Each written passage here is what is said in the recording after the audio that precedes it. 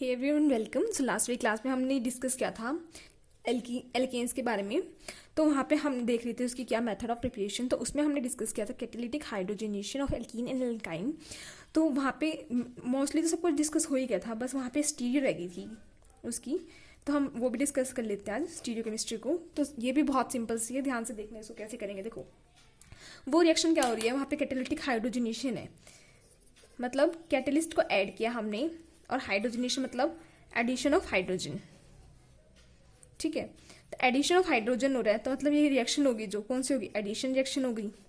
ठीक है, अब देखो C डबल बॉन्ड C, ये हमने कोई भी एल्कीन लिखा और यहाँ पे हमने H2 डाला इन द प्रेजेंस ऑफ निकल प्लेटिनम या प्लेटिनम कुछ भी लिया हमने, तो हमारे पास क्या बनता है C यहाँ पे हाइड्रोजन हाइड्रोजन, और जो ये हमारे हाइड्रोजन ऑलरेडी लगे हुए हैं ये बन गया। ठीक है, तो यहाँ पे ये दो हाइड्रोजन आके लगे हैं, तो जो ये हाइड्रोजन आके लगे हैं ना, ये देखो ऐसे लगेंगे यहाँ पे आके कि यहाँ से ऐसे इंटरेक्शन कर लेगा, ये ऐसे इंटरेक्शन कर लेगा, ये बॉन्ड वीक हो जाएगा, सिमिलरली ये वाला बॉन्ड वीक हो जाएगा। ठीक है, तो जो ये रिएक्शन हो रही है ना, मतलब दोनों हाइड्रोजन आ रहे हैं, जो वो दोनों कहाँ से आ रहे हैं, सेम ही साइड से आ रहे हैं, जिसको बोलेंगे हम इसलिए सिन एडिशन। सिन मतलब क्या होता है, सेम साइड से आ रहे हैं।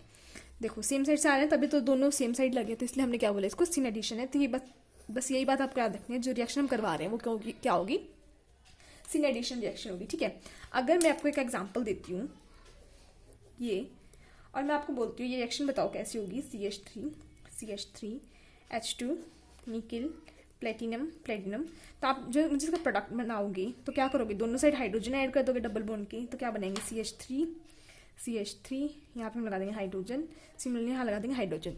तो ये तो सिंपल सा प्रोडक्ट बनेगा जो कि हम जूनियर क्लासेस में भी पढ़ते आ रहे हैं। बट अगर मैं आपको बोलूँ कि इसकी स्टीरियो केमिस्ट्री बताओ, तो आप क्या कर सकते हो, या तो आप दोनों CH3 को अप साइड दिखा सकते हो, जो कि हमने ऐसे दिखा दिया, और दोनों H को डाउन साइड दिखा सकते हो, या फिर आप क्या कर सकते हो, दोनों CH3 को डैश पे दिखा सकते हो, और दोनों H हैं हमारे दोनों, उनको हम किस दिखा सकते हैं, वेज पे दिखा सकते हैं। ठीक है, तो ये दो प्रोडक्ट बनेंगे हमारे। अब आप मुझे एक बात बताओ, ये दोनों प्रोडक्ट हैं, ये दोनों क्या है, प्रोडक्ट, ये दोनों प्रोडक्ट है हमारे आइडेंटिकल, ये दोनों अलग अलग प्रोडक्ट नहीं है, सेम प्रोडक्ट है। देखो क्यों, क्योंकि यहाँ से अगर हम प्लेन ऑफ सिमेट्री पास करते हैं, देखो ऊपर वाले CH3 अबव साइड है, तो यहाँ पे भी CH3 अबव साइड है, आप यहाँ पे H डाउन साइड है तो H यहाँ पे डाउन साइड है, मतलब प्लेन ऑफ सिमेट्री प्रेजेंट है। और अगर हमारी प्लेन ऑफ सिमेट्री प्रेजेंट है तो हम क्या कह सकते हैं, वो जो मॉलिक्यूल्स होंगे वो क्या होंगे, आइडेंटिकल होंगे। या फिर आप ऐसे भी देख सकते हैं, अगर हम इसकी मिरर इमेज बनाते हैं, देखो यहाँ पे मैंने क्या किया, ये मॉलिक्यूल रखा हुआ है यहाँ पे। ठीक है, इसके नीचे अगर मैं मिरर रखती हूँ तो जो हमें बनेगा ना, वो हमारा ये बनेगा।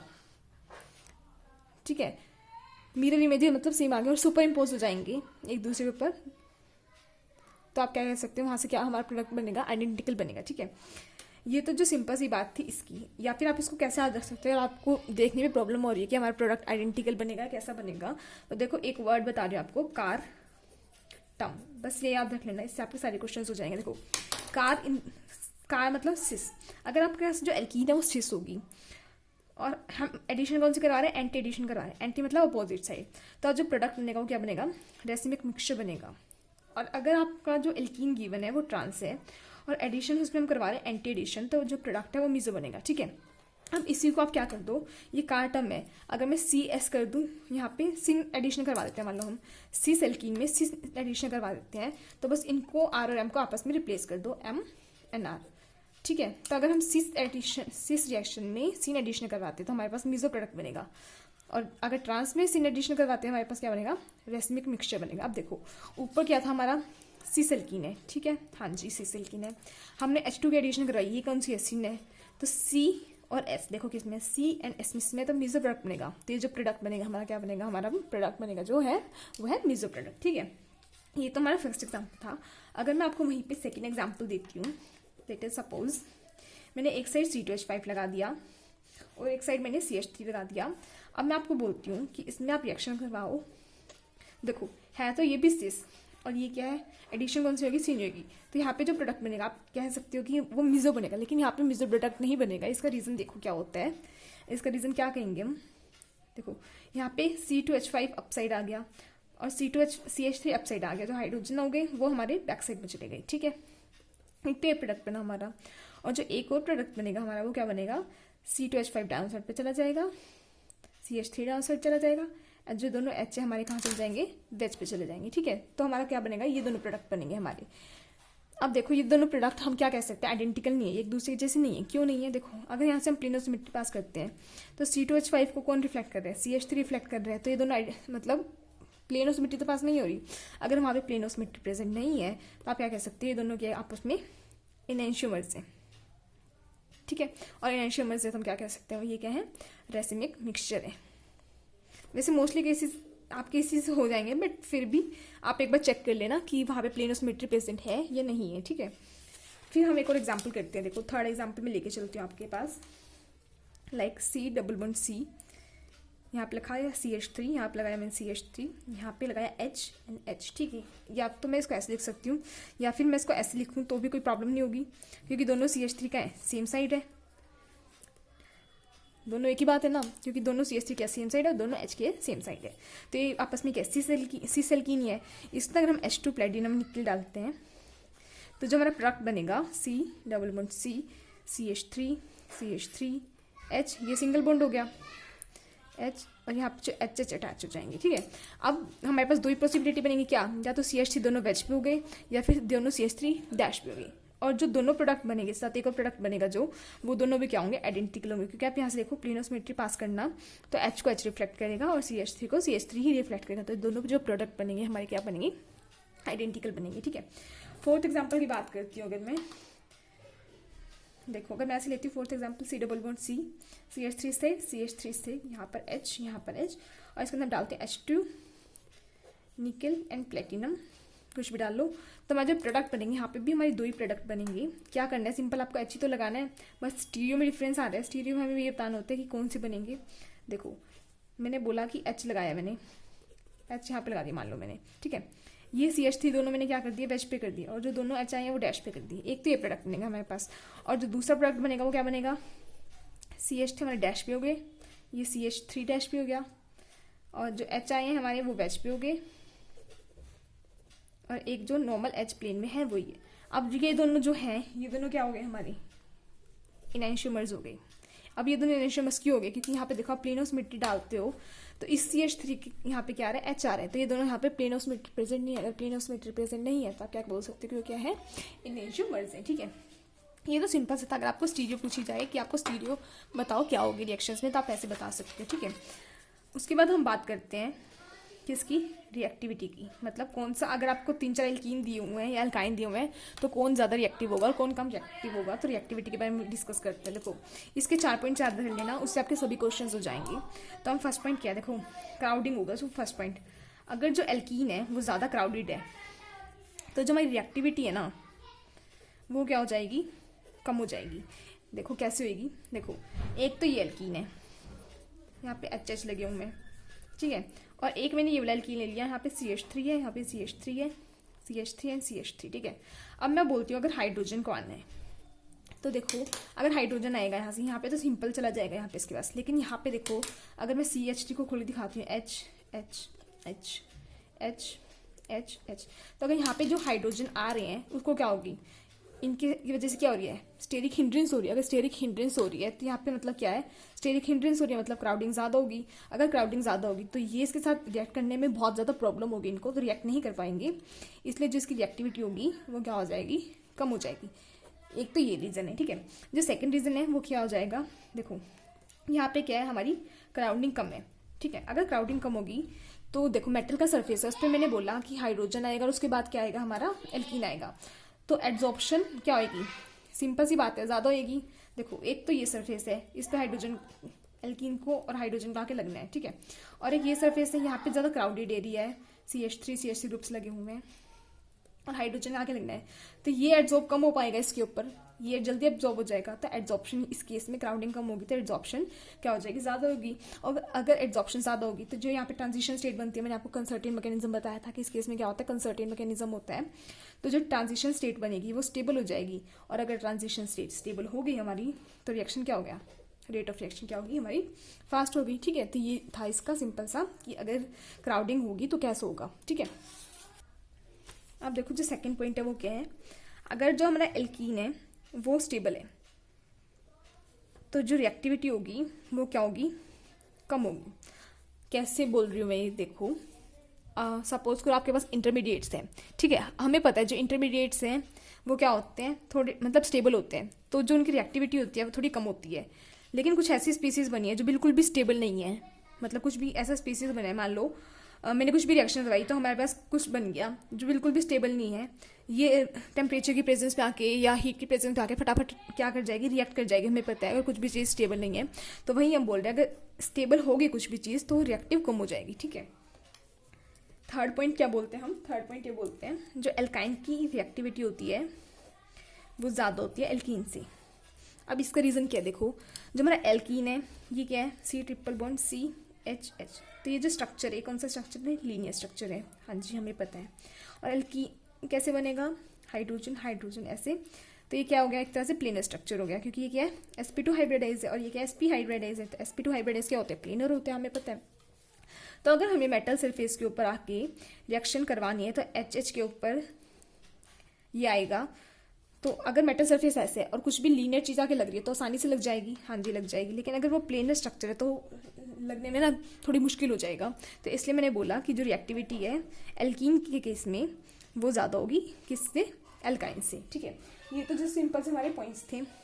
अब जो ऑर्डर ऑफ रिएक्टिविटी आपको याद रखना है जिससे आपके सभी क्वेश्चंस हो जाएंगे, वो ऑर्डर में बता देती। देखो सबसे सिंपल बात तो क्या थी, अगर वो क्राउडिंग कम होगी तो ज़्यादा स्टेबल होगा, ठीक है। और एक और बात क्या थी, जो अल्काइन है वो उसकी रिएक्टिविटी ज़्यादा होगी, ठीक है। तो वही ऑर्डर है, देखो पहले हम लगाते हैं अल्काइन, सबसे ज़्यादा स्टेबल अल्काइन। उसके बाद मैंने एक ग्रुप रिप्लेस कर दिया, क्या कर दिया, इसकी स्टेरिक क्राउडिंग इंक्रीज कर दी। देन मैंने क्या की, स्टेरिक क्राउडिंग थोड़ी सी और इंक्रीज कर दी, ठीक है। ये इसकी रिएक्टिविटी होता है। देखो यहाँ पे तो सिंपल सा क्या था, स्टेरिक क्राउडिंग कम थी, इसलिए यहाँ पे जो इन तीनों में डिस्कस किया वो मैंने किसके बेसिस पे किया, स्टेरिक क्राउडिंग के बेसिस पे, ठीक है। अब नेक्स्ट बोलती हूँ मैं C∼C H, ठीक है। फिर C∼C RH, फिर C∼C RH, ये कौन सी है, सिस एल्कीन है हमारी, याद रखना। और C∼C RH, ये कौन सी हमारी, ट्रांस है। देन आएगी हमारी C∼C RH, और फिर क्या आएगी C∼C। देखो अभी मैं एक्सप्लेन करती हूँ इसको कैसे होगा, ये RH, फिर आएगी C∼C ठीक है। देखो पहले तो इनको डिस्टिंग्विश किया मैंने किसके बेस पे, स्टेरिक क्राउडिंग के बेसिस पे। क्या मैंने आपको क्या बोला था, अगर हमारी क्या हो क्राउडिंग कम होगी तो रिएक्टिविटी ज़्यादा होगी। तो देखो इसमें क्राउडिंग कम है क्योंकि HH है, अब यहाँ पे R लग गई तो क्राउडिंग जैसे जैसे R लगते जाएंगे मतलब क्राउडिंग इंक्रीज होती जा रही है तो रिएक्टिविटी डिक्रीज होती जाएगी, ठीक है। ये मैंने किसके बेसिस किया, स्टेरिक क्राउडिंग के बेसिस से। अब ये इन सब से ज़्यादा क्यों है, ये देखो ये क्या है, हमारी एल्काइन है और ये हमारी क्या है, एल्कीन है। हमें पता है एल्काइन की ज़्यादा होती है रिएक्टिविटी किसके बेसिस पे, एल्कीन के बेसिस पे। तो ये जो एल्काइन है वो आगे आ जाएंगे, देन एल्कीन आएंगे, ठीक है। अब देखो इनके बेस, इनको कैसे किया, देखो ये हमारे क्या है, स्टेरिक क्राउडिंग कम है, यहाँ पे भी स्टेरिक क्राउडिंग, फिर थोड़ी थोड़ी स्टेरिक क्राउडिंग हम इंक्रीज करवाते जा रहे हैं। अब देखो सिस और ट्रांस का तो आपको याद रखना ही पड़ेगा कि सिस की ज़्यादा होती है ट्रांस से। लेकिन एक बात जो आपके माइंड में आएगी वो ये है कि देखो मैम यहाँ पे तो आपने अलग अलग कार्बन पे RR लगा दिया और यहाँ पे सेम कार्बन पे RR लगाई है, तो ये इनसे ज़्यादा क्यों आई। देखो एक तो मैं आपको बोलूँ कि आप दो फ्रेंड्स हो, मान लो एक ये वाला फ्रेंड आपका C1, एक ये C2 फ्रेंड है, ठीक है। इनके आपस में दूर दूर ग्रुप लगे हुए हैं और अगर आपको अप्रोच करना है, मान लो आप हाइड्रोजन हो, ठीक है, आपके दो फ्रेंड्स हैं और इनके बल्कि ग्रुप्स लगे हुए हैं, मतलब इनके और दोस्त हैं। अगर आपको अप्रोच करना है, देखो अगर आप यहाँ से अप्रोच करने जाओगे तो हाँ जी कर लेंगे, यहाँ से अप्रोच करने जाओगे कर लेंगे। बट अगर सपोज करो मैं आपके एक दोस्त पे दोनों ग्रुप लगा देती हूँ तो आपको अप्रोच करना जाना पड़ेगा यहाँ पे, तो यहाँ पे आपको अप्रोच में डिफिकल्टी होगी क्योंकि ये कह रहे हैं मेरे तो ऑलरेडी दो दोस्त हैं, मैं और दोस्त नहीं बनाना चाहता, तो यहाँ पे अप्रोच में डिफिकल्टी होगी। इसलिए एक कार्बन पे अगर दोनों R ग्रुप हैं, बल्कि ग्रुप है, तो उसकी जो रिएक्टिविटी होगी अगर अलग अलग कार्बन पे R ग्रुप है तो उससे क्या हो जाएगी, कम हो जाएगी, ठीक है। तो ये जो ऑर्डर था आपको याद रखना है किसके बेसिस पे क्या, हमने जो मैंने ऑलरेडी पॉइंट्स ये चार ऊपर डिस्कस किए पॉइंट्स, इनके बेसिस में डिस्कस किया है। अब देखो क्वेश्चंस करते हैं इसकी बेसिस पे, बहुत ही सिंपल से क्वेश्चन है, 3-4 क्वेश्चन करवाऊंगी। देखो क्या होगा फर्स्ट क्वेश्चन में, फर्स्ट क्वेश्चन मैंने आपको ऐसे दिया है, मुझे इसमें बताओ रिएक्टिविटी कौन सी वाली एल्कीन की ज़्यादा होगी, किस बेसिस पे डिस्टिंग्विश करेंगे। देखो या तो आप ऐसे देख सकते हो कि अगर हमारा एल्कीन है जो वो स्टेबल है, तो रिएक्टिविटी क्या हो गई, कम हो गई। स्टेबल एल्कीन की रिएक्टिविटी कम हो जाती है, ठीक है। अब स्टेबल एल्कीन कौन से होंगे, जिसमें अल्फा एच होंगे जो वो ज़्यादा होंगे। अगर अल्फा एच ज़्यादा होंगे तो रिएक्टिविटी क्या होगी हमारी, कम हो जाएगी। ये 2 पॉइंट्स याद रखने हैं, ठीक है। अब देखो ये वाला क्या है यहाँ पे, क्या देखो ये वाला कार्बीन है, सॉरी एल्कीन है, ये एल्कीन है। यहाँ पे देखो एक ग्रुप लगा हुआ है, 2 एंड 3 ग्रुप लगे हुए हैं यहाँ पे, ठीक है। और यहाँ पे 1 2 3 4, मतलब यहाँ पे क्या है, स्टेरिक क्राउडिंग क्या है, ज़्यादा है। अगर स्टेरिक क्राउडिंग ज़्यादा है तो मैंने आपको बोला था रिएक्टिविटी क्या हो जाएगी, कम हो जाएगी, तो इसकी रिएक्टिविटी ज़्यादा होगी। ये तो एक रीज़न था कि स्टेरिक क्राउडिंग से आप देख सकते हो, ठीक है। अगर मैं आपको बोलूँ, आप बोलो मैम हम भूल गए एग्जाम में कि स्टेरिक क्राउडिंग से स्टेरिक क्राउडिंग के अकॉर्डिंग ज़्यादा होगी या कम होगी, तो देखो उसको हम कैसे देख सकते हैं।